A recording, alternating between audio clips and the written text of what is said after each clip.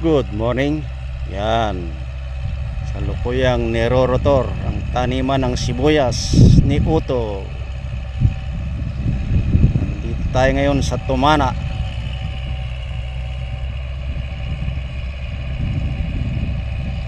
Nirorotor na mga kaibigan.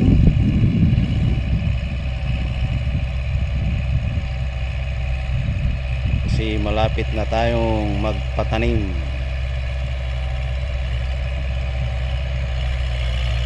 Mga 20 daw.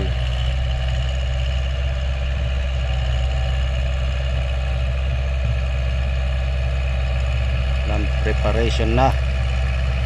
Ito na naman ang sibuyas.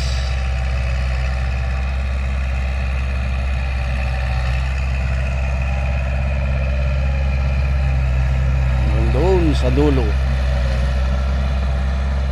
Sa dulo doon ay may ilog.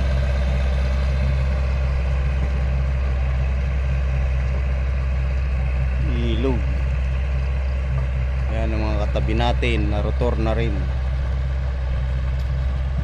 hanggang doon.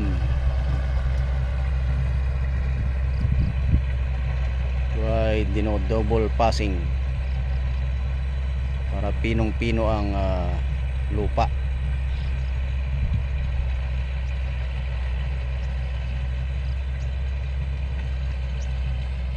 Hanggang doon pa, pinutol na pala ang akasya ron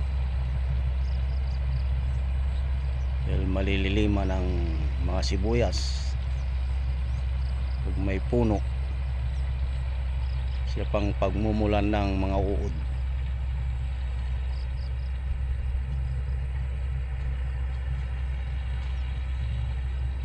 Kulimlim ngayong araw na ito.